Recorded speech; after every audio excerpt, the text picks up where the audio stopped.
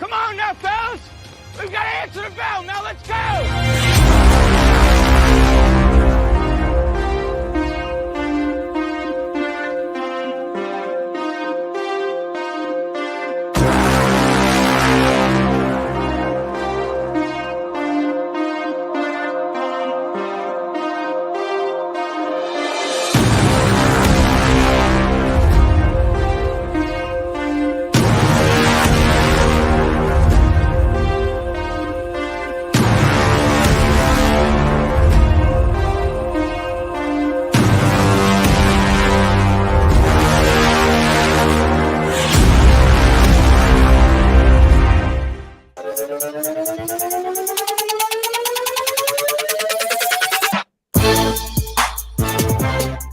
Welcome into another edition of Main Street Sports Today, presented by Mid-Tennessee Bone and Joint. Chris Yow and Maurice Patton coming to you from our humble abodes as we are making sure we don't get caught in any storms anywhere. So that's why we're here. Speak for yourself. There might be one here. I don't know. Well, I mean, I just don't want to get caught out in it. I'd rather be home if it's gonna happen. Absolutely. So be at the house and at least have some food nearby, which is the most important thing. I'm not gonna lie. So hashtag priorities, right? It is. That's priorities right there.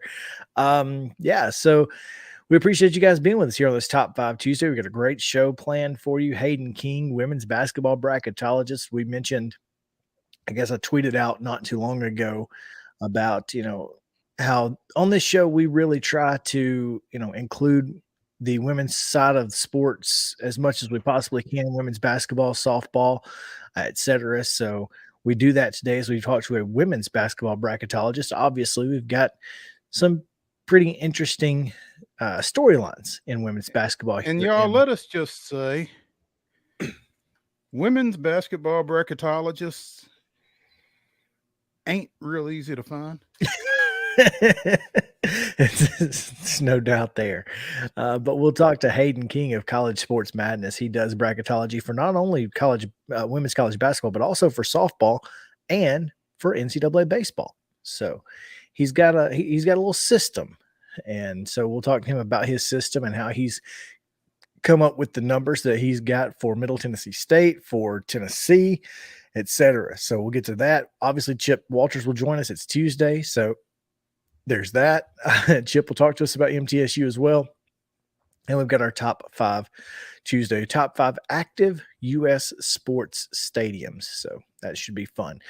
But before we do any of that, Mo, what's up? How are you? Just like you said, trying to stay warm and safe, man. Fortunately, I get to stay in tonight because both of the games that I thought I was going to at the beginning of the week have been postponed. Yeah, I almost tweeted something about that yesterday when Perry County tweeted that their game had been canceled, but a makeup date would be announced later. And I'm like, so it hasn't been canceled. It has not, in fact, been canceled. What you're saying is, yeah. I've got an active post on Facebook right now to that very effect, and of course, well, why can't it be canceled and rescheduled? Well, because then it's postponed. Yeah, you can never use 2 words when you can use 1. So definitely don't use 4 words when you can use 1. Unless you're getting paid by the word. In that case, pat that baby out. Yes, absolutely. Get your 10 cents. Yep. Secure that bag. There you go. But yeah, so got a lot to get to, and we will do our very best to give you the most updated schedule that we have for high school sports tonight. But we urge you to please check your local listings because obviously Twitter is not the perfect place to get all the information, but it is a good place to get most of it. So I think I've gone through at least all of the Main Street properties and found those that are either postponed or not playing tonight. So we get you that. Certainly. Again, if you have any way of confirming before you leave the house, do so. That is this stuff correct. later on tonight is supposed to be pretty serious. Yeah, that's what I've heard too. So I mean that's one reason obviously that we're at our humble abodes. So let's do it now. Let's get you to yesterday's results and today's schedule, best we have it, on the rundown. This is the rundown. In girls high school basketball action from Monday night, Richland defeated Athens, Alabama 41-34. It was Brentwood with a 60-52 win over Green Hill. Forest defeated Spring Hill 56-46, and East Robertson with a 46-39 win over White House Heritage. On the boys' side, it was Green Hill 40, Brentwood 34. Franklin Road Academy with a 60-55 win over Middle Tennessee Christian. Westmoreland defeated Macon County 54-28. Spring Hill stays on the roll with an 82-59 win at Forest, and East Robertson 57, White House Heritage 51. In women's college basketball action on Monday night, third-ranked LSU with a 76-68 win over Tennessee, and as Forrest Gump would say, that's all I've got to say about that. Doubleheader action as best we know. Again, check your local listings. Girls to start, boys to follow. Independence is at Nolensville. That's a 3 o'clock tip. Franklin will be at Centennial, also a 3 o'clock tip. At 4:30, Lipscomb Academy will be at Brentwood Academy, and at 5:30, Ensworth is at Christ Presbyterian. At 6 o'clock, Hendersonville at Beach, Fairview at Cheatham County. Clarksville plays host to Henry County, and Davidson Academy is at home against Ezo Harding. Pope Prep goes to Father Ryan, and FC Boyd is at Franklin Christian. Station Camp goes to Gallatin. Greenbrier is hosting Creekwood. Clarksville Northwest is at Hopkinsville, Kentucky, and McGavick is at Hunter's Lane. Hendersonville goes to Kenwood. Republic is at Kip, Nashville. Antioch will be at Laverne. Lewis County at home against Giles County, and Portland is at Liberty Creek. Also scheduled for 6 o'clock as of now, Hillwood is at Maplewood. Murfreesboro Central is at Martin Luther King. Franklin Grace is at Middle Tennessee Christian. Friendship Christian is at Mount Juliet Christian. Good Pasture is at Nashville Christian. Blackman goes to Oakland. Providence Christian hosts University School of Nashville. Rockvale and Riverdale, I'm pretty sure that's not accurate. This says 6 o'clock tip. I think I saw something to the contrary on Twitter. Anyway, Clarksville Northeast is at Rossview. Whites Creek is at Stratford. STEM Academy goes to Trousdale County, and Glencliff is at Valor Collegiate. Girls only, Harpeth Hall plays at St. Cecilia Academy at 5:30. Boys only, Franklin Road Academy is at Webb School at 7:30. That Harpeth Hall St. Cecilia game's at 5:30 again. College basketball doubleheader, 5:30 start at Trevecca as they host Kentucky Wesleyan. Again, that's 5:30 women, men follow. And at 7:30 on the SEC network, Alabama back in Coleman Coliseum taking on the Commodores of Vanderbilt. And that is your rundown.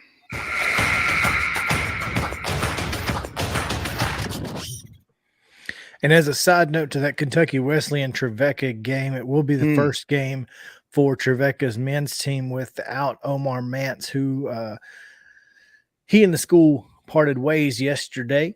It was announced, so they will be with an interim basketball coach. If you'll hang on just a second, I'll try to tell you who that interim that's what I was gonna be. It's not in the newsletter part, but it is in the release, yeah. Which is yeah. They've elevated an assistant, obviously. Shoot. Alex Huisman. There we go. Huisman, or Huisman. Yeah, Alex H. Coach Alex. Yeah.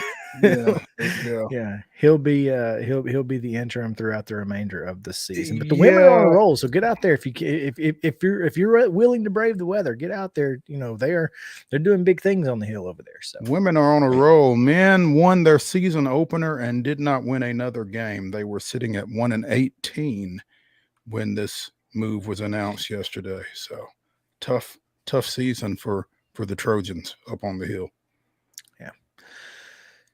Now we make it to our top story.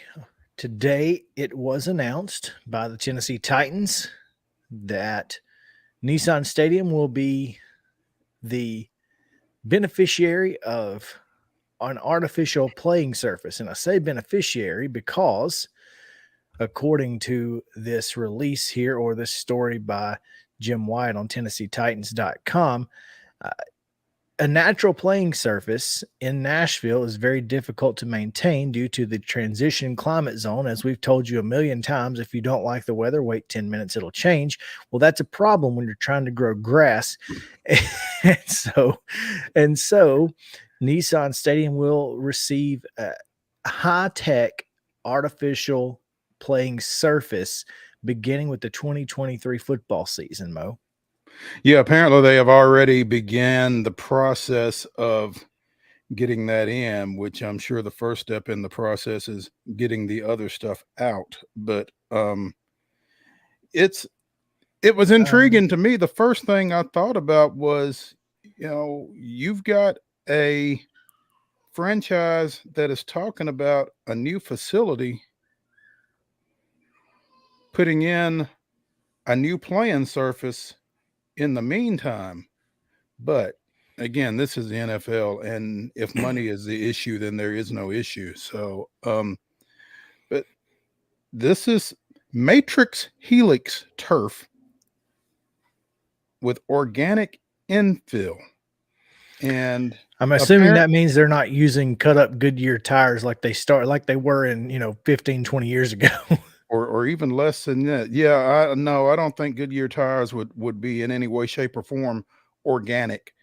But apparently this organic infill, according to the article, retains moisture better than rubber infill to mimic the feel and performance of natural grass, while the matrix helix design of the turf limits infill splash upon contact, so you won't see that stuff spraying up as people run on it, basically. Gotcha. And apparently the fibers are in a corkscrew type design, which also helps limit that splash, according to this article. So, couple of things. Number one, Mike Vrabel seems to be all in. Of course, he was a part of the Patriots team that went from natural surface to artificial surface in the middle of a season a couple of years. Yeah, I didn't realize that. Yeah, so apparently that was a thing for New England. He's been a part of seeing some folks injured with natural grass and then them switching. Obviously, New England it's a difficult place to also keep a natural surface. That makes sense. So, I think this is probably ultimately a good move. Some of the players don't like it, but the NFL did put out a study today or recently, if not today, that there are fewer lower limb injuries on turf, despite what we have been led to believe. Right. So I don't know how accurate that is. I just know that that's what the study says. Now, obviously, for every study that says one thing, you can find somebody to refute that. So that's what I'm saying. Obviously, the NFL has plenty of money. They can do what they want to do. My question is one of two things. Number one, girls flag football. What about it? It's not going to be played at Nissan Stadium this year. How long is it going to take to get it down? Well, it just says in time for the 2023 season. How quickly are they going to move? Do they feel like they have to get it down for that? I don't know. I don't know that they necessarily feel like they have to get it down for that, but it said they've already began the process. Well, again, that's a question. Is it going to be done in time for that? If not, work on the Nissan Stadium field installation is already underway and will be completed in time for the 2023 season. I mean, it's we sit here, tomorrow's February 1st. You're talking about probably the 1st of May for that. I mean, how long did it take? How long did it take artificial turf to get down at Independence and Summit this past summer? I think 3 or 4 months. Yeah, I don't know if it was 4, but I think this will be quicker. Would be my point. But yeah, I mean, I guess think so. But with this high tech, if they've got to literally corkscrew into the ground.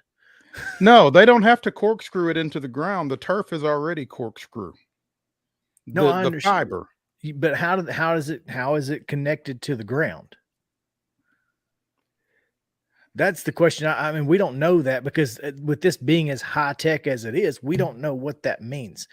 So it's just a question. And of course, question number 2 is, with what we do, how does this impact the potential of Nashville hosting state championship football? Because it is not lost on me that I'm wearing this right here, TSSAA state championship gear, and my Titans hat. That was definitely not on purpose at all. Just happened. Huh? Yeah, it was just it just kind of, I threw on a shirt. Definitely had nothing to do with this. Yeah. But I mean, can it impact it? Should it impact it? Will it impact it? I don't know. I have typed into my Google search bar Matrix Helix turf installation. Now the Titans have a pretty good feel for this because they are already using it in their bubble. Yes, they use this exact same thing that they use inside the practice facility. Correct. So, I think even if they did not necessarily put it in the release, they've got a pretty good idea of what they're working with in terms of how long it might take and that kind of thing. But I don't know. And I guess that's a good question, a fair question, and certainly a concern to a number of people. So now I have a second question, because third today question. I'm sorry, you're right. Third question. Mm-hmm. I'm keeping today count. In Nashville, John Cooper announced he is not seeking re-election.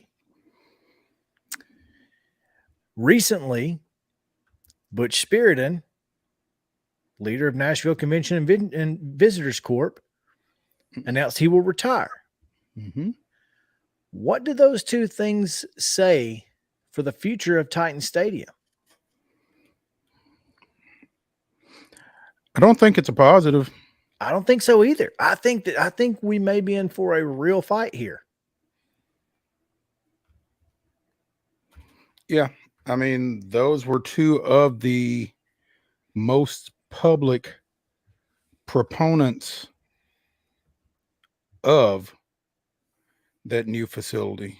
And with both of them on the sideline, I think that folks that are not in favor of will certainly be at an advantage, I think, just in terms of, in the court of public opinion and that kind of thing. So I think so too. And so I'm, maybe that's one of the reasons they're going ahead and putting down the turf, just in the event that a stadium doesn't happen.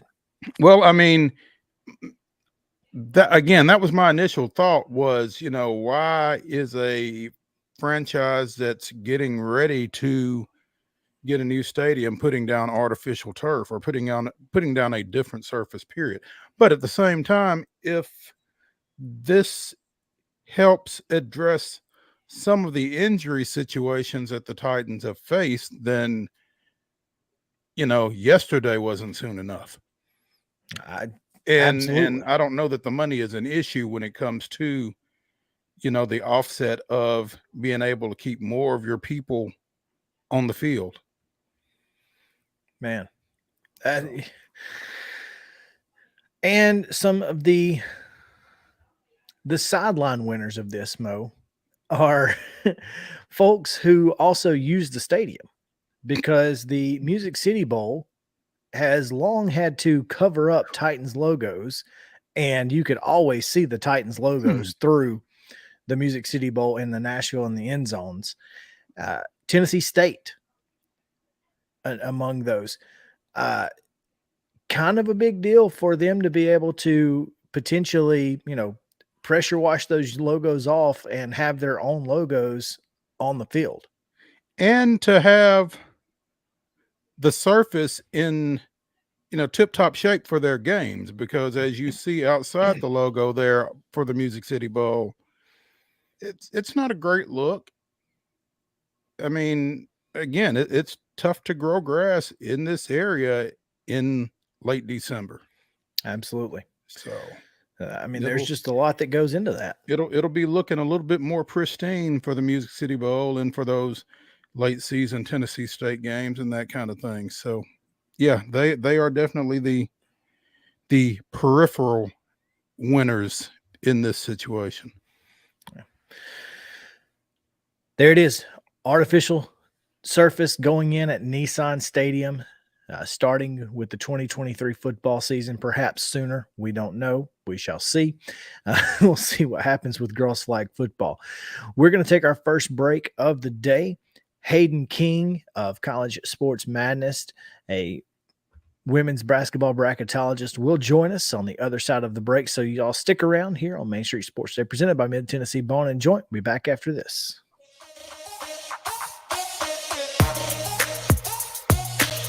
Mid-Tennessee Bone and Joint treats your orthopedic injuries and existing conditions. Our trained physicians will get you back in the game faster.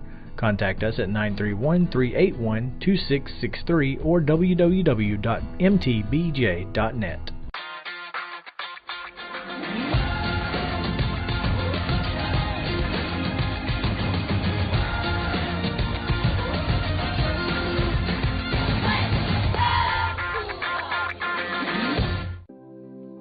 Custom Stone Handler supplies over 600 distributors and suppliers with quality stone products. Along with River Stone, we produce and distribute over 100 building, landscape, and other bulk products. Our goal is to provide quality products, service, and partnerships to ensure our customers' success. We firmly believe that the measure of any person or company is how they treat other people and customers. Give them a call at 931-490-4990 or visit CustomStonehandlers.com.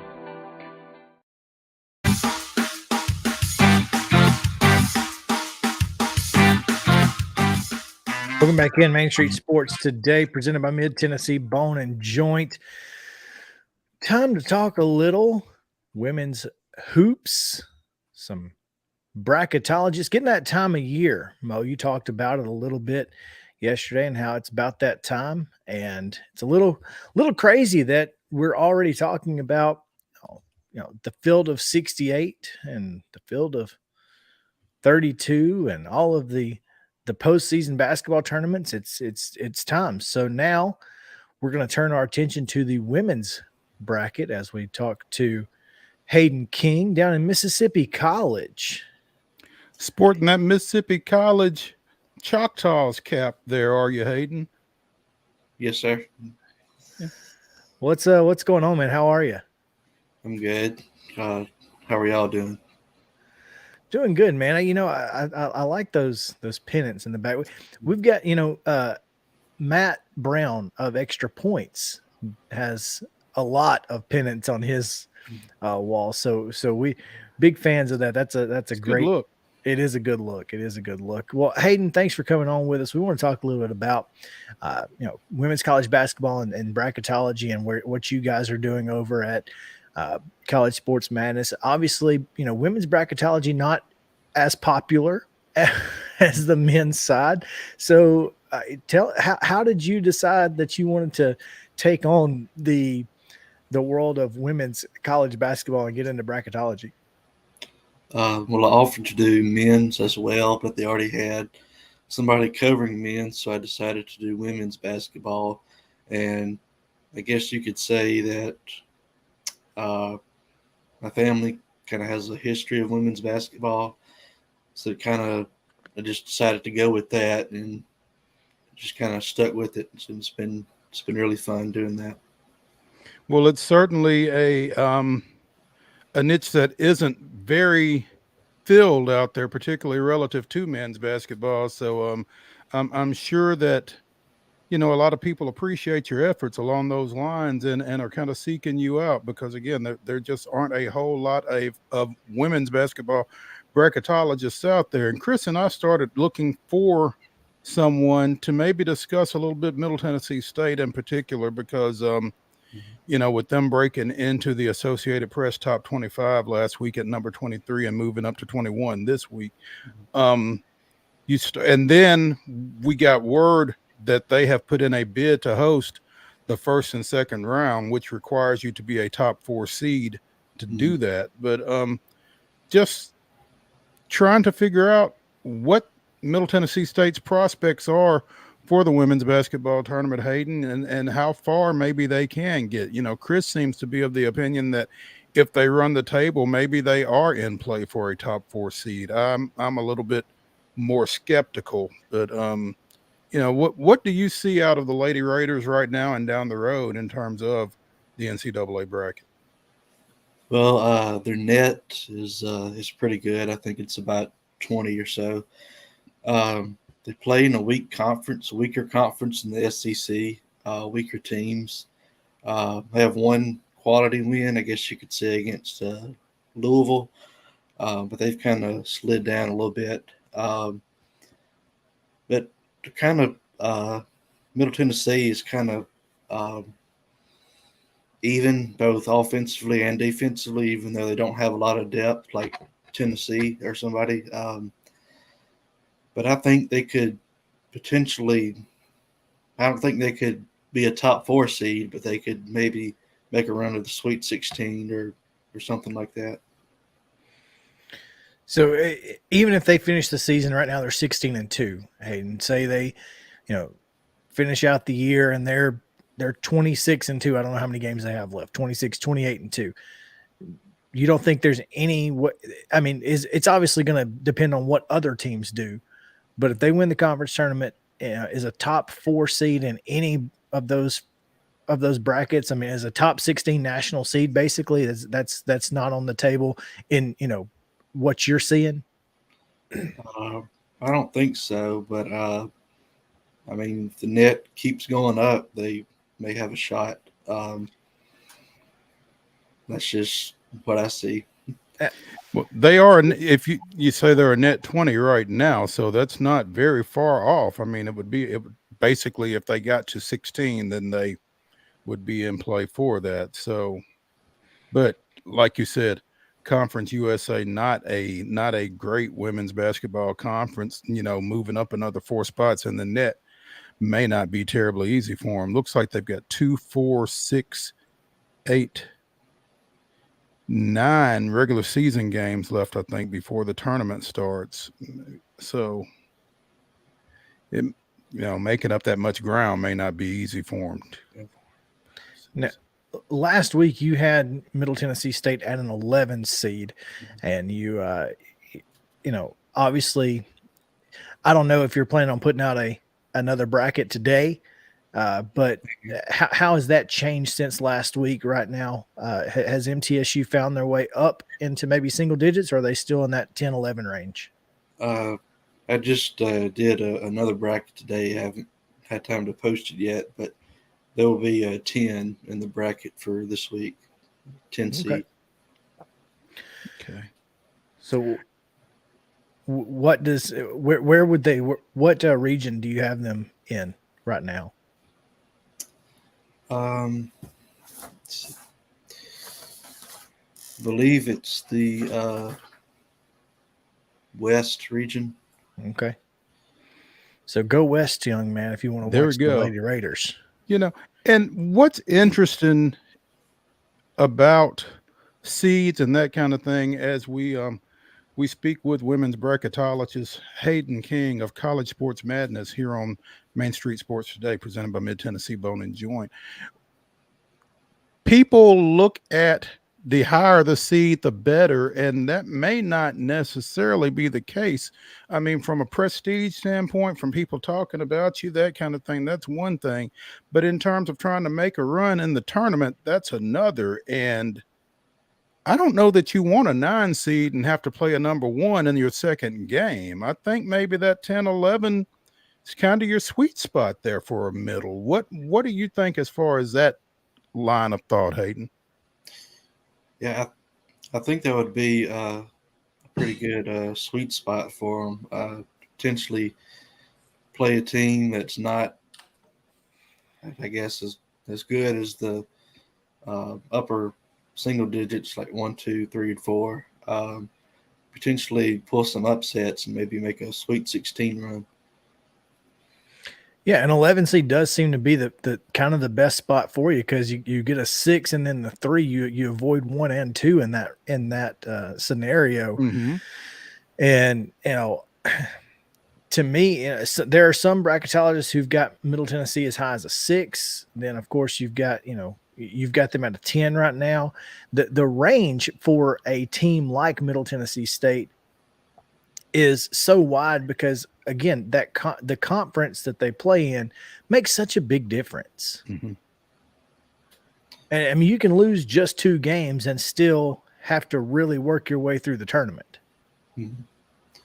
Yeah, the net conference ranking is Conference USA has a 9 and the SEC has a 3, for example. So it's kind of a pretty decent size difference there.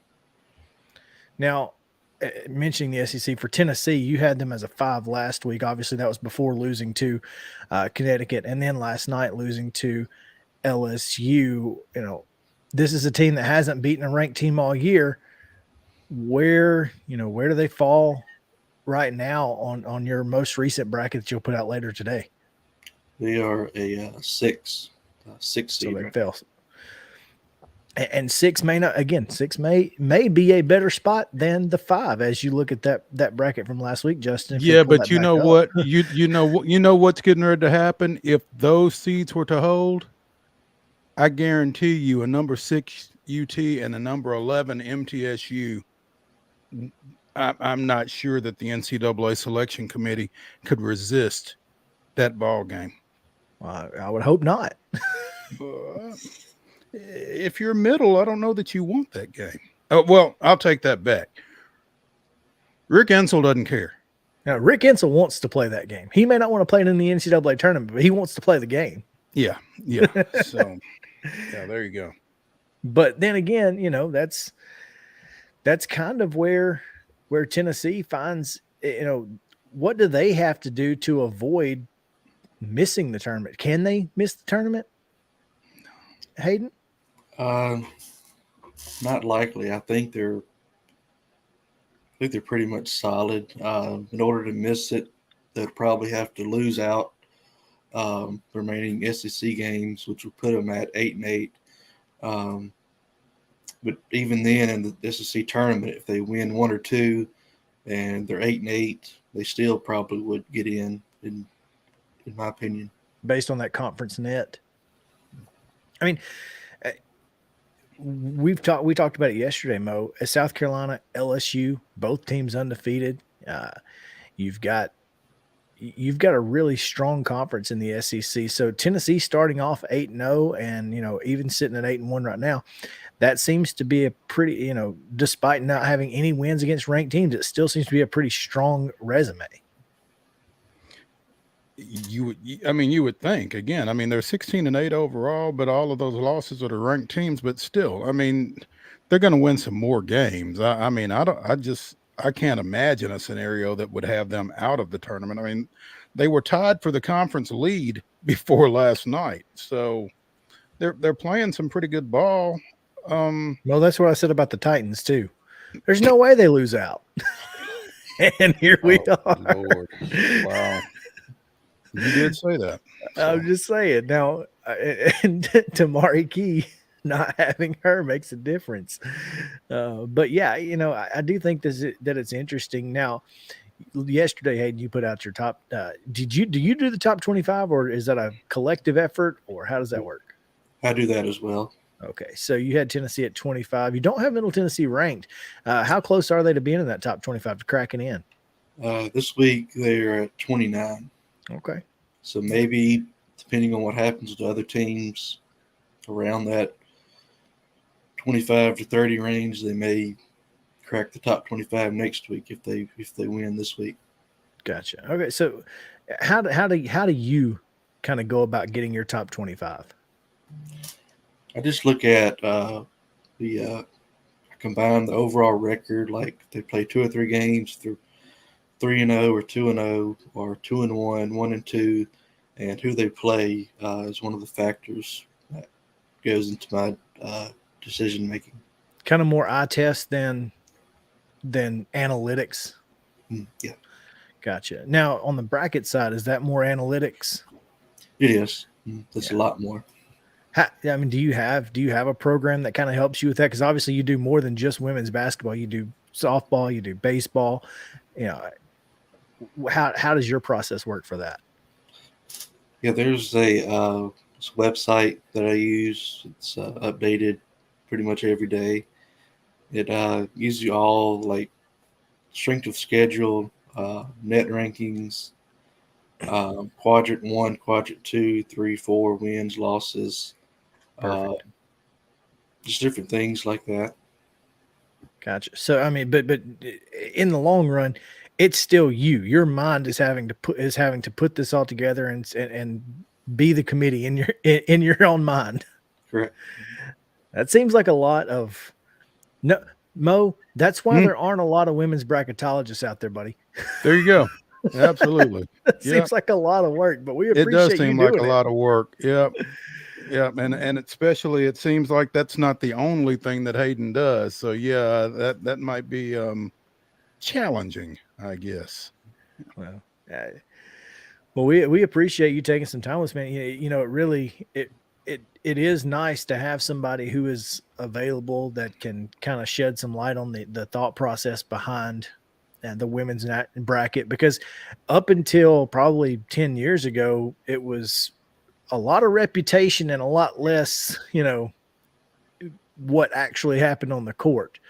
And so, I love that we're getting a little bit more in depth into the process, and you're, guys like you are helping to advance the game. So we appreciate it. Yes, sir. Mm-hmm. All right. We'll let you go and get back to it. Enjoy Mississippi College, man. All right. Thank you. All right. Hayden King, women's bracketologist here on Main Street Sports Today, presented by Mid-Tennessee Bone and Joint, joining us here. We will take a break, and when we come back, college football news. We've got transfer portal, and ACC Commissioner Jim Phillips made a interesting request to his conference members. So we'll get into that and much, much more right after this on Main Street Sports Today, presented by Mid-Tennessee Bone and Joint. Y'all stick around.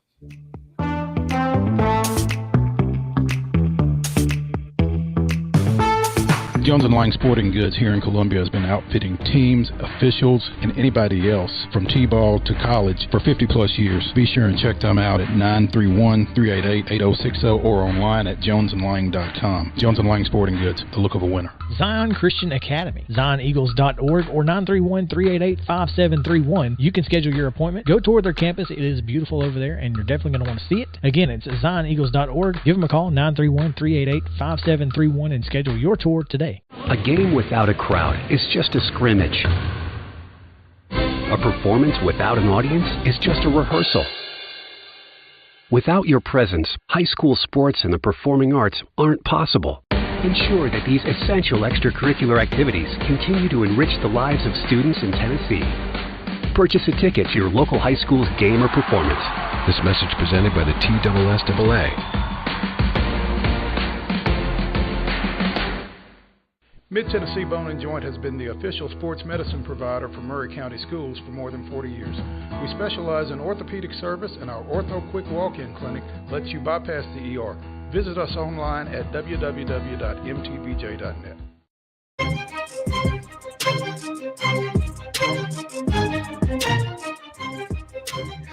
Welcome back in Main Street Sports Today, presented by Mid-Tennessee Bone and Joint. Chris Yow alongside Mo Patton as we continue this Top 5 Tuesday. Chip Walter still to come as we talk a little MTSU men's basketball, women's basketball, track and field, and probably baseball, softball, much more coming up.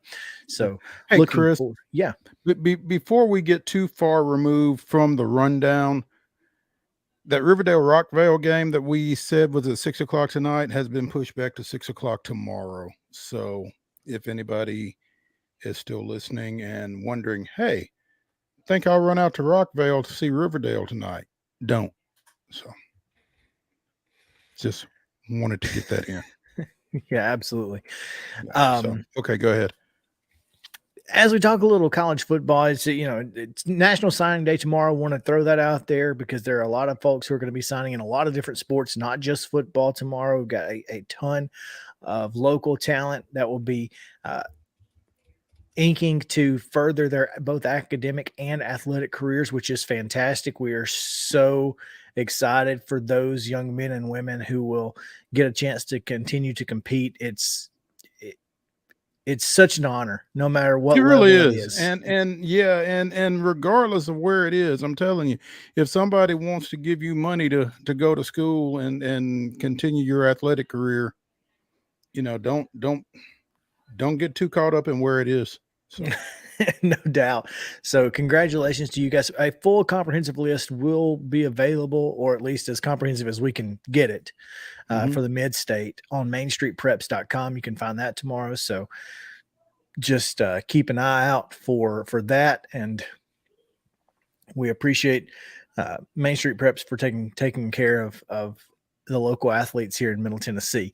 Now, college football is not always the biggest topic of discussion at this point in the year. And matter of fact, National Signing Day used to be basically a holiday, and now it's just like, oh, it's National Signing Day tomorrow. I forgot. And that kind of sucks. I'm not going to lie. But since we're talking a little college football, because Jim Phillips, the ACC commissioner, put out a request to his conference members recently asking them to refrain from scheduling away games against a group of 5 opponents. Can't imagine why. It wasn't a great look last year when they were out there losing those games. Well, it was on the same weekend, wasn't it? When East Carolina got NC State and Appalachian State got North Carolina on the road. Yeah, that was the same weekend, wasn't it? Opening weekend. Yeah. So that I get tends it. to leave a mark. I mean, I see where Jim Phillips is coming from. He did kind of say the quiet part out loud, though, I think. Well, so one of the reasons that he made this request, and this is a valid reason, okay? Mm-hmm. One of the reasons is programming for the ACC network. You telling me those games weren't watched? But they can't be on the ACC network unless they're at an ACC facility. Oh, wow. I didn't realize. So what were they on? ESPN? Probably just ESPN Plus or ESPN or the Deuce or whatever. But they weren't on the ACC network. Okay. And so I can understand that to a degree. Sure. Now, that being said, Duke and North Carolina basically said, nah, bro, we're good. We're going to schedule what we're going to schedule. And to the benefit of Middle Tennessee State, because Duke is scheduled to come over here this fall. That's right. So, I mean, and here's the thing. If they tried to cancel all of them, you know how much money that would be? That's way too much money. Yeah. I mean, you can't just pay everybody. Not only do you have to pay to get out of the away game contracts, but you have to pay somebody to come to your place on top of it. And so that's cost prohibitive. And again, I think even though the games can't be shown on the ACC network, I think you're going to get more viewership out of, a Duke Middle at Murfreesboro than you are a Duke William and Mary in Durham. There's any question there. Absolutely. I mean, and here's the thing. For most of these, especially the Carolina schools, which is why they do it, they get a chance to go into these areas and show off their football program, because let's face it, as well as I do, there's going to be some North Carolina blue in, whatever stadium they're in, whether it's Appalachian State or wherever, there's going to be some North Carolina blue, because there are fans everywhere. So they get a chance to kind of go out to, to some other places and recruit. Certainly. And go out to some other places where, like you said, where their fans are, like UT playing in Memphis all those years, or different games like that. North Carolina is certainly a statewide brand. All of their fans aren't in Chapel Hill. So, being able to kind of take that show on the road to some degree is probably a good thing for them. Yeah. And one of the things that I loved about Patrick Murphy at Alabama and Alabama softball, every year, in their fall series, I believe they play a game in every senior's hometown. Yeah, in fact, last season they came up here and played at Lipscomb. Excuse me. Right up the road from the center fielder who played our high school ball at Page. So. Right. So I mean, it's kind of cool, to be able to take your show on the road when you can. So I mean, again, I get it to a degree. Obviously you want programming for the ACC network. It's a huge deal. But yeah, you still got to protect the shield, so to speak. So I mean, I get where he's coming from on it, but it's not a great look. And coming off of those 2 ball games, they didn't. I think the timing is what the problem is. Yeah. No, they didn't lose both those games, did they? No, I think North Carolina one was close. I think North Carolina won, didn't they? Yeah, I think NC State lost. North Carolina was close, I believe. It was 63-61 because remember, North Carolina returned the kickoff for a touchdown, and Appalachian State had a chance to win it because of that. Mm-hmm. Mm-hmm. And or a chance to tie. They scored the touchdown and were going for 2 to tie and did not get the 2-point conversion to tie it at 63. That's what happened. So, but yeah, I mean, North Carolina won the game, but NC State won the game. They won 21-20 against East Carolina. Yeah. But no, I mean, they were just closer than anticipated. And closer than what apparently Jim Phillips wanted. Right.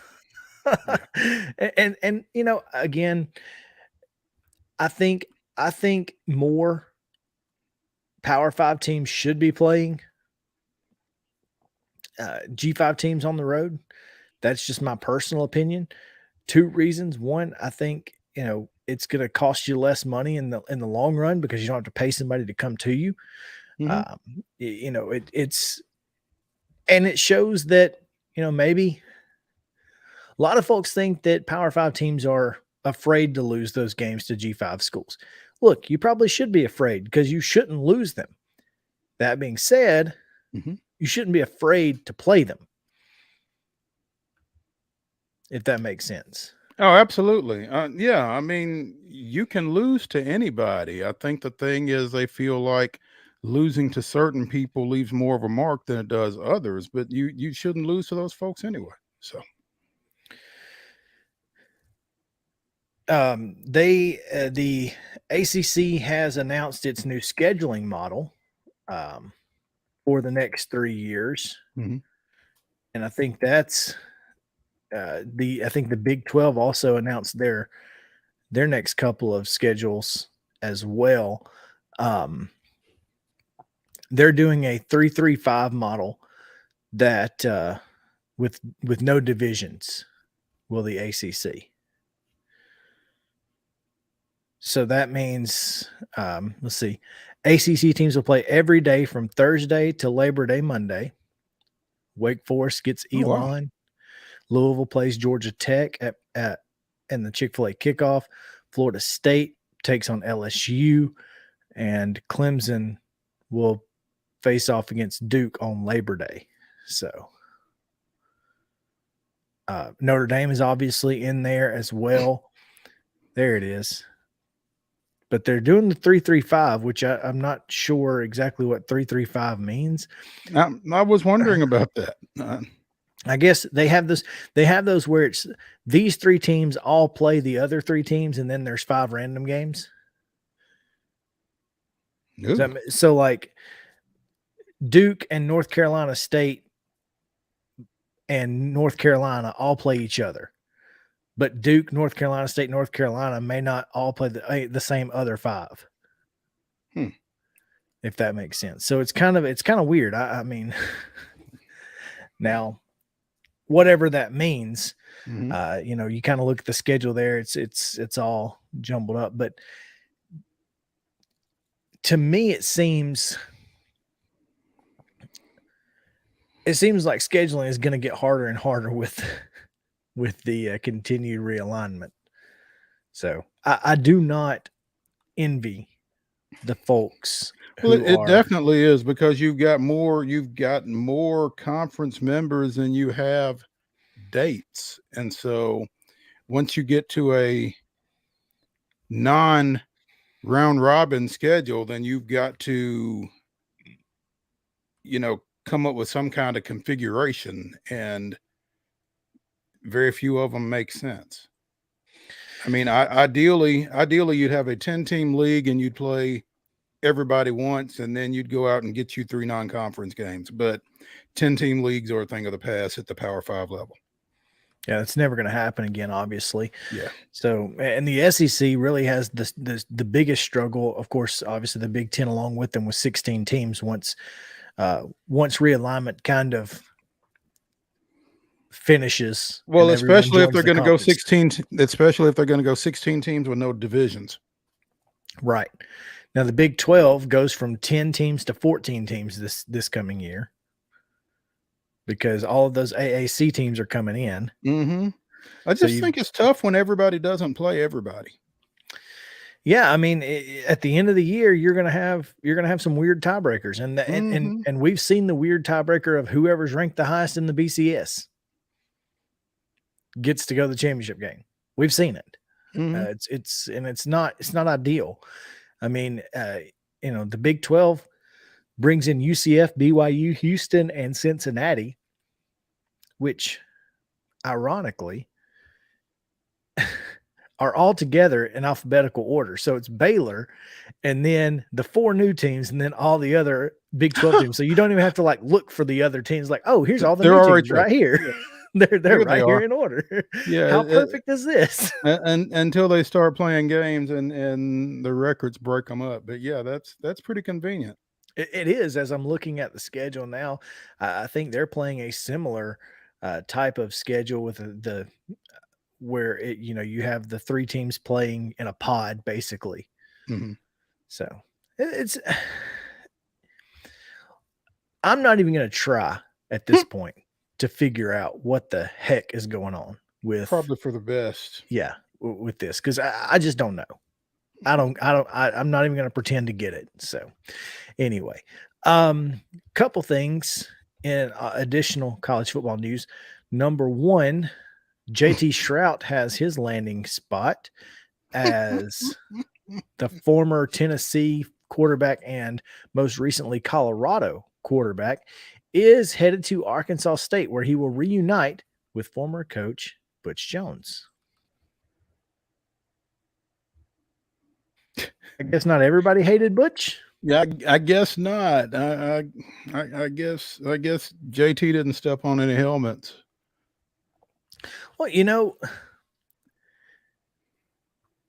Butch Jones has been successful at the mid-major level. He was really, he was pretty good at Western Michigan, really good at Cincinnati. Obviously, that's how he got the job at Tennessee, right? Mm-hmm. He hasn't had a great quarterback at Arkansas State. They've not been very good. I think JT Shrout gives him a really good opportunity to have at least a good quarterback for his system, which is kind of imperative. Arkansas State could be a factor next year in the Sun Belt with JT Shrout. I think he's a really good quarterback. I think he's capable. I really do. They are in the same, looks like, if I'm reading this right, are they in the same division of the Sun Belt with Troy, South Alabama, Southern Miss, Louisiana, Lafayette, Louisiana Monroe, and Texas State? Is that right? Is that? Are they in the division with those teams? I do believe so. Yeah. Yeah. And so they finished dead last this past year, 1-7 in conference, 3-9 overall. I mean, I don't know. Maybe Shrout makes them better. Maybe Shrout makes them competitive, but they've got some ground to make up, I think. Well, they lost by 12 to Memphis on the road, which is that's not a bad loss. 12 points. Memphis is a really good football team. Lost by 3 at Old Dominion, beat Monroe, got drilled by James Madison, lost by 1 at Southern Miss, got drilled by Louisiana and South Alabama, beat UMass, lost to Texas State by 3, and then Troy beat them pretty good. Now, South Alabama and Troy are really, really good. They're easily the class of that league. But I mean, there's nothing here that says they can't, they can't compete with Old Dominion, Southern Miss, Texas State. I mean, they could have easily, they're 9 points away from a bowl game last year. JT Shrout's going to give them 9 points. I think it'll bear watching.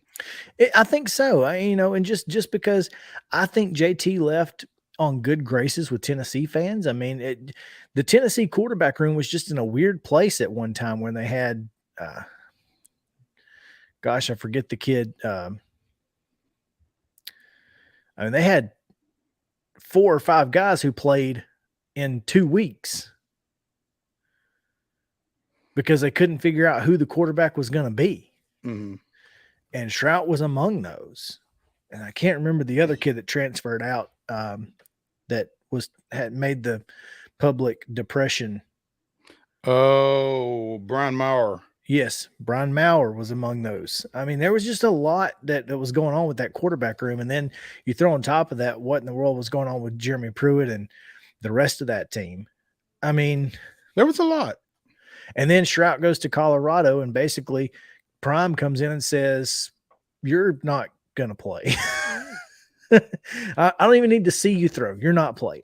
Doesn't matter. So, I mean, he's been through a lot. Yeah. Yeah. And, I get it. Go someplace where you feel comfortable, where the guy who recruited you to come to college, he knows what he knows what you're capable of. He's seen you play. Let that guy be your guy. And see what happens.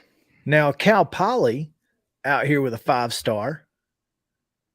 Sam Heward transferring from Washington to Cal Poly. Former 5-star recruit at Cal Poly. That's a little wild. It's a lot wild. I mean, can you imagine? I mean, I guess if you're not concerned with, quote, level of competition, and you just want to get somewhere where you can be happy and you can go play, makes a little bit more sense. Let's be honest, if you're a 5-star at Cal Poly, you're not really worried about a quarterback competition. Nope. You're walking in. The coach is saying, "Sorry, former quarterback, you're not playing." You're walking in like Larry Bird at the NBA 3-point contest. Okay, who's going to finish second? Who's coming in second? That's right. So there you go. I mean, the transfer portal plus tomorrow's National Signing Day will continue to lead to more college football news and discussions. SEC still hasn't announced what they're going to do once Texas and Oklahoma come in. Hopefully we'll get some clarity on that ahead of SEC Media Days, so we can have those. Of course, that would take over the discussion, I think, but that's neither here nor there. SEC Media Days in Nashville, by the way. In Nashville, Vegas. Yeah, so we should be on hand for that. We have every I'll be intention. I'll be interested to see what Radio Row looks like, how that works out. I mean, I don't even know where it's going to be held. So, I mean, I know, are we going to be over at Music City Center? Like, what's the deal? So should be interesting. Hopefully they just put Radio Row, like they'll just line us up down Broadway and block off the street, and we'll all just be sitting there, and we'll have music playing in the background and not be able to hear. Mm-hmm. Well, as long as they've got us blocked off so that we don't get hit, so that Joe Sixpack doesn't come walking up and trying to pick up a mic. Wouldn't that be great? It's a Radio Gold right there. What are you talking about, man? Yeah. Speaking of Captain Radio Chaos Gold, would say that. That's right. Speaking of Radio Gold, though, we have Chip Walters. And he will join us on the other side of a break. We're going to take one here and talk to him about Middle Tennessee State on the other side. So stick around. Main Street Sports State, presented by Mid-Tennessee Bone and Joints, back after this.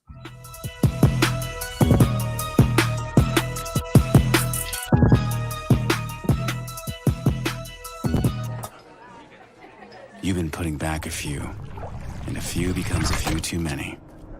For a moment, you think about calling for a ride. Nah, you live nearby. What's the worst that can happen? You get pulled over, your insurance goes up, You lose your license, you total your car, you kill someone.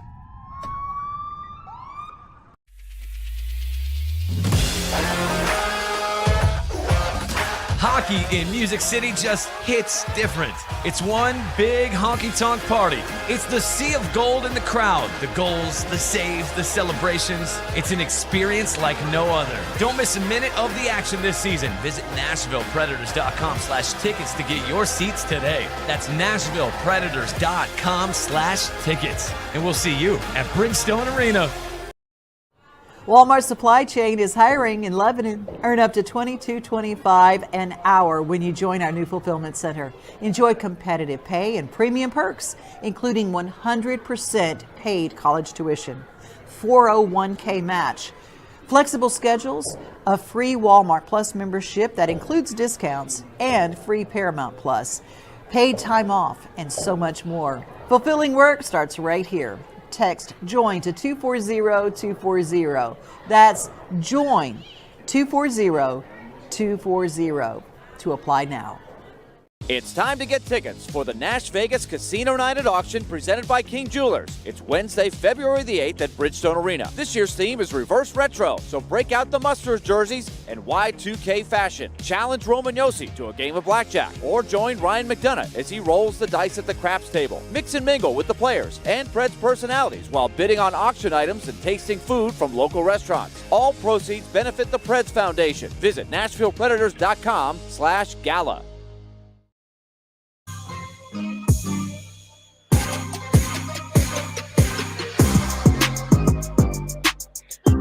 Welcome back once again, Main Street Sports Today, presented by Mid-Tennessee Bone and Joint. It is time for what I believe is the most anticipated segment of every week when we get a chance to talk to Chip Walters about Middle Tennessee State and all of the other things he has going on in his life, which is always fun. Chip, what's up, man? Oh, you make joke with most anticipated. Well, much appreciated. I'm curious. Maurice appears to be being held at in a location in parts unknown. You need me to hold up a newspaper with the date on it? Something like that. So I can't get over this man got his own sweatshirt. Hey, if you can't wear your own merch, who will? There you go. Exactly. That is exactly right. I might have to have one of those, Chip. We might have to talk off air a little bit. I mean, I can be bought. We can always chat. I can be bought. Big week again for the Lady Raiders. Let's get it right off the top. Yeah, absolutely. And they got wins over the two Florida schools and moved up from 23, as you see on the left, up to number 21, as you see on the right. This is a team that, has embraced whether it's the expectation or the challenge of remaining in this mode of continuing to win. And they're finding ways, it hasn't been 100% easy. While the results, you may look at a final score and say, oh, they win by 14. Well, they had a 16-2 run lead to end the game, or this past weekend had a 17-2 run to finish off a game. Now they've got to go back on the road now, which they've had some issues at UTEP before, and they'll play there Thursday night, and then they'll play San Antonio on Saturday. So this is kind of a key week for them when you look at how the schedule unfolds for the remainder of the regular season, and it is a big week. And but they've really seemed to enjoy the being ranked part of it, and don't really see it as pressure. They see it as an opportunity to kind of get to the goal of where they want to be. Chip, this team is 18-2 right now. They've got 9 more regular season games to play. We were just speaking to a women's bracketologist. Chris actually found one. They're kind of like unicorns. They do exist, but just kind of kicking the tires on how high this team could possibly get in terms of the NCAA bracket, and do they want it? How high do they want to get? I mean, I'm not sure. Well, I think one thing for sure, they want to get high enough to where uh, hosting the first two rounds at Murphy Center is something that would be deep into the conversation. Getting there is one thing, but it would be the first time that Middle would have hosted an NCAA regional in basketball since 1979, when Magic Johnson and Michigan State, Notre Dame, and Tennessee all came to the Murphy Center. But that is a real goal right now, and there is conversation, because, as you well know, Murphy Center is pretty busy at that time of year. But I think there have been some preliminary discussions to make sure that all of these things could happen should the opportunity for them comes up. Yeah, we spoke both with Mark Reeves, executive director of the TSSAA, and with Chris Massaro, the AD at Middle Tennessee State, last week. And yeah, apparently Middle has put in a bid for a first and second round regional site, and they are trying to work it to where the boys state basketball tournament, which would be that same week, would be able to stay in the Glass House were that to take place. So, I mean, it's just exciting, just the fact that you're having that conversation, I think. Well, exactly. And they have been able, TSSAA and Middle have been great partners for years and years and years. Going back almost, 50 years just in the Murphy Center alone. They've been able to flex some schedules to allow for NIT games to be played after the TSSAA schedule, and the word that we all learned in 2020 was pivot, and that comes into play here. And one of the things we learned during 2020 and 2021, there were so many things from a scheduling standpoint and all of that we all had taken for granted for years. We were told, oh, well, we can't change that. We can't change that. Well, in 2020, Middle found an opening game at Army and played 10 days later. Memphis had to drop a game at UTSA because of COVID, and Middle picked up and used their hotel rooms and played the game. So, we learned that you can do things on the fly, and that we all kind of took for granted that it didn't happen. And I think here's an example of where, everybody looks at it and wants to help each other out, novel idea, and say, hey, how can we make all of this happen and everybody be happy? Right now, the bracketologist we spoke with has Middle at a 10 seed. Charlie Krim has him as an 8 seed, and he has the 8 seed Middle Tennessee women in Stores, Connecticut. So just FYI. Oh, well, congratulations. Here's your parting gift. Lovely parting gifts. Absolutely. And that's kind of where the don't want too high a seed concept comes into play for me. I'm kind of liking the sound of an 11, beating a 6, beating a 3, and getting into the Sweet 16. Yeah. And or a 3. Yeah. Well, I think if you get to a 3, then that kind of takes all of that out of the mix. I'm trying to be a little bit more realistic with it. You're trying to be a little bit more idealistic. I think 6. I think 6 is an ideal. It to me is the ideal spot. I mean, is 11 probable more so than a 6? Yeah, but I think the 6 is probably at 30-2, it's going to be really hard to keep them out of a single digit seed, and you don't want to put them at 8. I don't know. Anyway. Yeah. No, I exactly. I think you're exactly right. And if they run the table again, that puts them at 27-2 going into the Conference USA tournament. I looked for a bracket. I can't figure it out. How many games would they play if they won the tournament championship as a 1 seed, Chip? 3, or is it? I don't know. Is it 4? I'm trying to think because the top 5 get a bye. Get a bye, and then you have the other 6 are playing. I think the top 2 may get a double bye, and then the next 3 will get a bye, and then the bottom 6 will play an opening round game to play the teams that just got one bye. I'm not smart enough to figure out the CUSA bracket until there are actually teams in it. So there's a guy who on Twitter, he's called Blue Raider Stats. He puts out a bracket after every.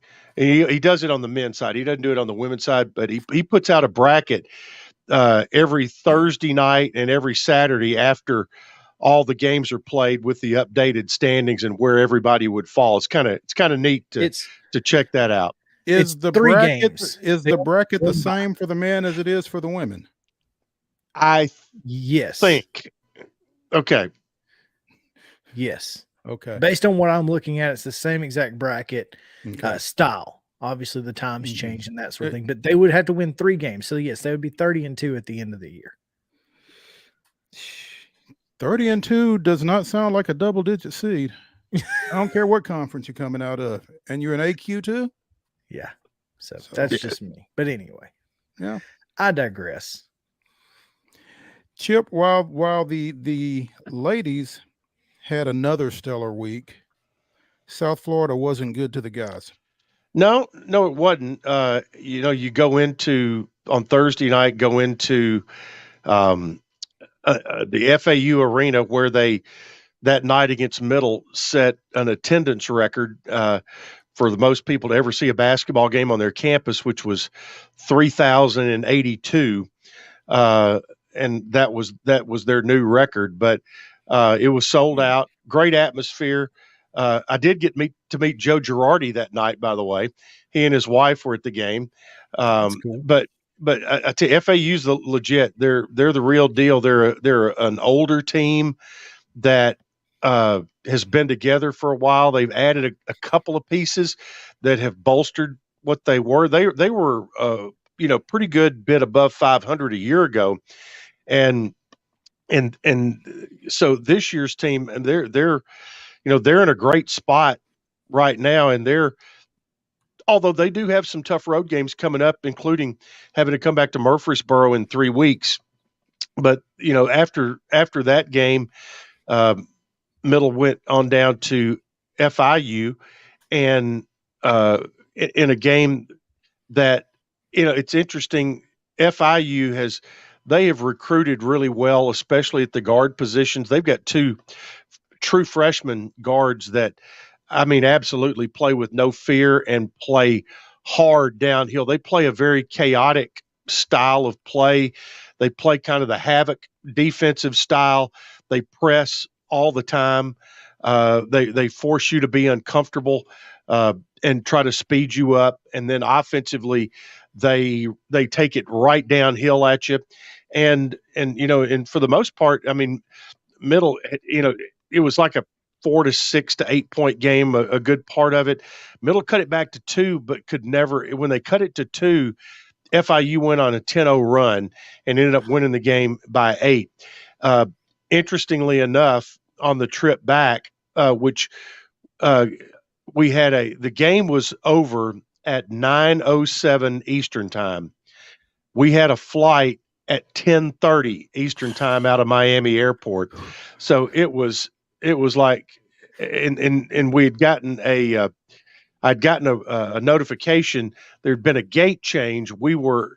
They had moved us to gate D51, which is as far away as it actually sounds. Of course. And we get there and get on the plane, and guess who's on the plane? Western Kentucky's team is on the plane because they had just played at FAU.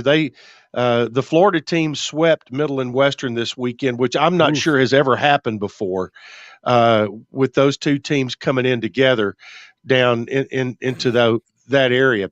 But Rick Stansberry was back with Western's team this weekend, and he was actually sitting across the aisle from me. And when we were getting off and going to baggage claim, he and I were just chit-chatting on the way to baggage claim, and and told him, we've been thinking about him. He's kind of had a little rough go here over the last month or so, and health-wise, but he was back, and he said, how Rick kind of talks a little bit like, he goes, that trip to Florida is not quite as fun as it used to be, is it? I said, no, sir.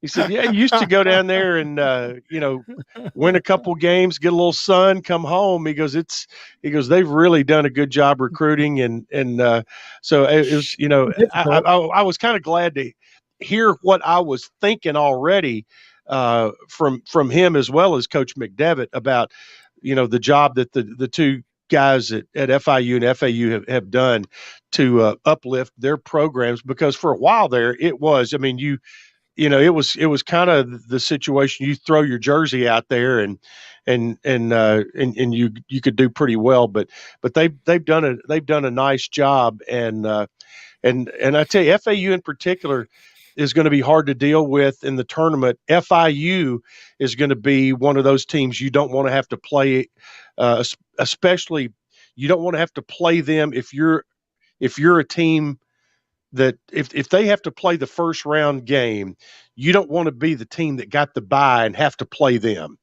Well, because if they get a little momentum, they're just they're dangerous.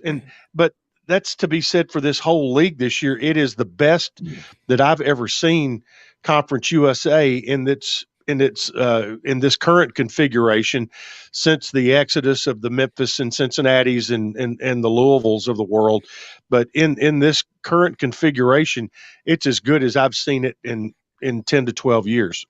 Well, luckily, if you haven't seen the bracket, the team that has to play FIU if they win that first round is FAU.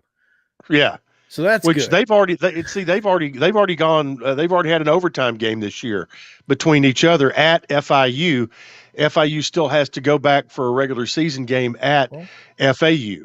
See, they could go ahead and knock them right out. That way we don't have to worry about it, because Middle and UAB would actually play in the second round to play the winner of FAU and winner of FIU UTEP, based on the bracket that Blue Raider Stats has up. As of today. If it started today, that's what would happen. So yeah. So isn't that crazy? Just gonna say, Chip, if you had to share a plane with Western Kentucky, better that it was Rick Stansberry than Ray Harper. So agreed. I'll leave it at that. You better hope that JSU is not the travel partner next year. Of course, Ray Harper may not be there. What bad as they're playing right now? I haven't even folled them. What are they doing this year? They've won the last two. They beat Austin P and beat somebody. Lipscomb. Yeah, they beat Lipscomb and Austin P last week, but they're not great. Let's put it that way. I mean, it's not back to the days when I was in college and we were just god awful, but it's obviously not winning the OVC either. So there's that. But yeah, Middle right now, the 4 seed, and would have to play UAB in the first round. That's 4 seed is solid place, except for you're the high seed that doesn't get somebody coming off of a first round game. Yeah, that's right, and that's so it's going to be it's going to be interesting, and I think the tournament's going to be, it's going to be a bloodbath. And so now this week, the good thing for Middle is the schedule starts to turn in its favor a little bit, in particular from a travel standpoint, because we've had to go on the road every week since the conference season started. Now Middle's at home for 2 this week against UTEP Thursday night, which will be an 8:00 start due to ESPNU, and then Saturday afternoon against UTSA. So there's that. And then next week You're at Western on Thursday, at UAB on Saturday, and then you've got 2 more home games. So they don't have to get back on a plane again until March 1st to go to North Texas. So in that sense, there's a chance to be a little more rested during this next 3-week stretch of the season. There you go. Turning our attention to track and field for just a second, Alaba Akintola with his second CUSA Indoor Athlete of the Week for middle, sweeping the 60 and the 200 this past weekend at the UNM Team Open. So, you know, I've been working with him on his speed lately, and obviously those conversations have paid off tremendously. No, I tell you, Alaba, he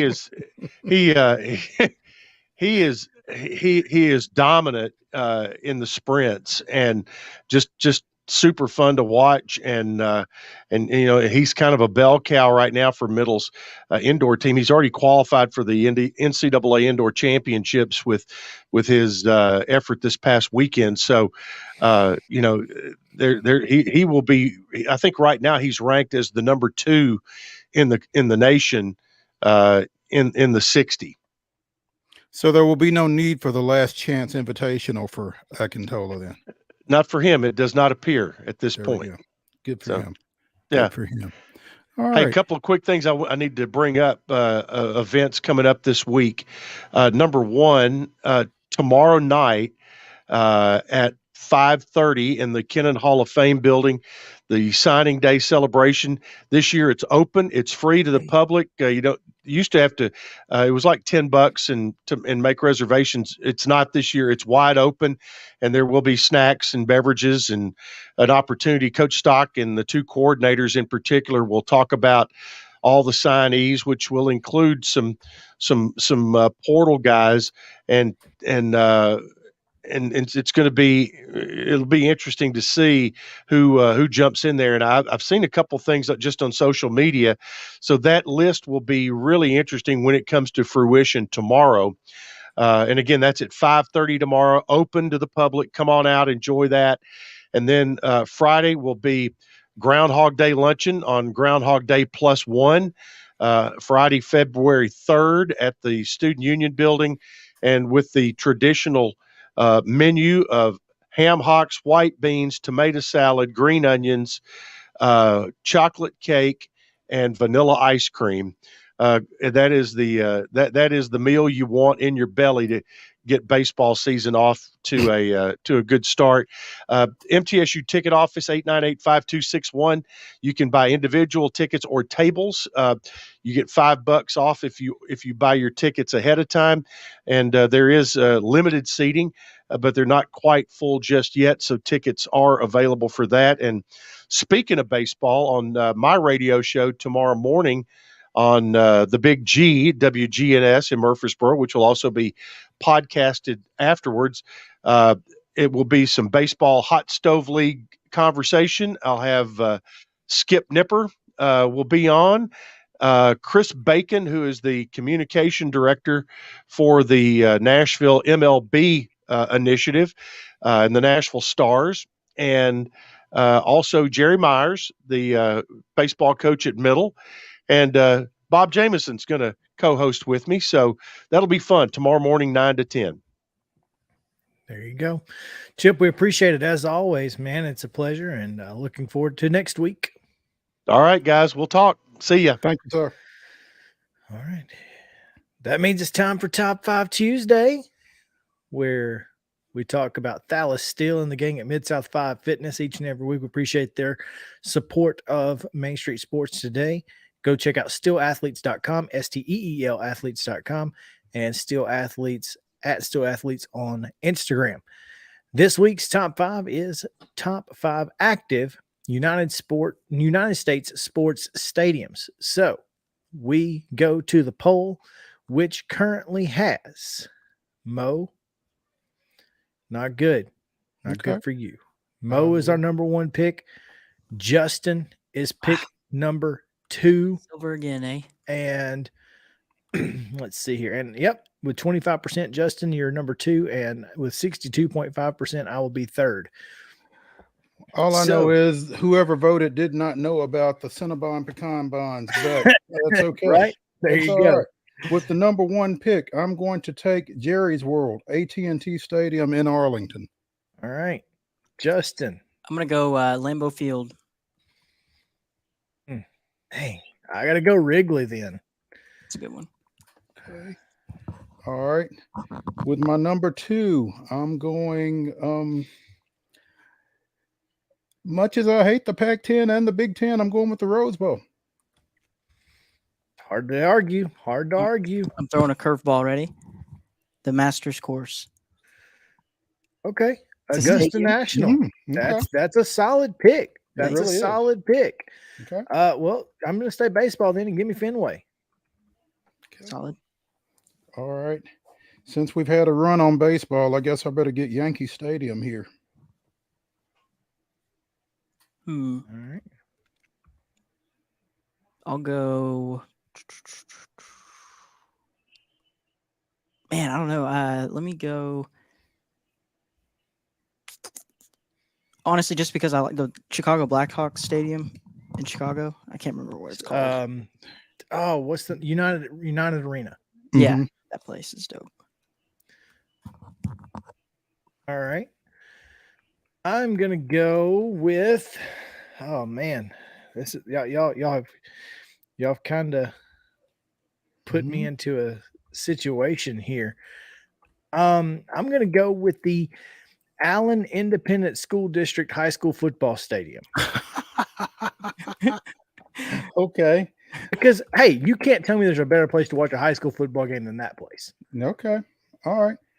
Number That's 4. fair. My number 4, and it may be a reach, but it may also win me this draft. How many stadiums can you sail to? I'm taking Neyland. That's a solid one. That's true. Not many you can pull the boat up to. Yep. I'm gonna go Wimbledon. That's in London. Oh, that's not a U.S. That's not a U.S. sports facility. Sorry. My bad. You're good. Unless you're annexing England. Yeah. We did beat them in World War Zero. Okay, I'm gonna change it then and go to Madison Square Garden. That's where solid. they may or may not be selling beer soon. There's a whole thing about that. Yeah. Okay. I'm gonna go the best view in baseball, PNC Park. Yes. The best view of a bad team, but best view. It cares what you're not watching the game anyway when you got that view. Yeah, that's true. That's true. All right. So for my number 5, then we were just there, Yow, back in July. I'm going with Mercedes-Benz. Nissan Stadium for me. I'm going Nissan. I can't blame you, man. That's Mercedes-Benz is great. Yeah. All right, to close it out, I'm going to go with the oldest professional baseball park in Rickwood Field. There you go. There you go. That's it. That's the top 5 active U.S. sports stadiums as picked by us here, thanks to Mid-South 5 Fitness and Thales Steel. We are back tomorrow. Heather Williams will join us, talk a little Chiefs, talk a little NASCAR, and much, much more. Don't forget, we'll have Coach's Corner on Thursday, and Friday is always a good time. So we're here every weekday at 2 o'clock on Main Street Sports Day, presented by Mid-Tennessee Bone and Joint. For Justin Kulik and Mo Patton, I'm Chris Yow. Y'all have a good one.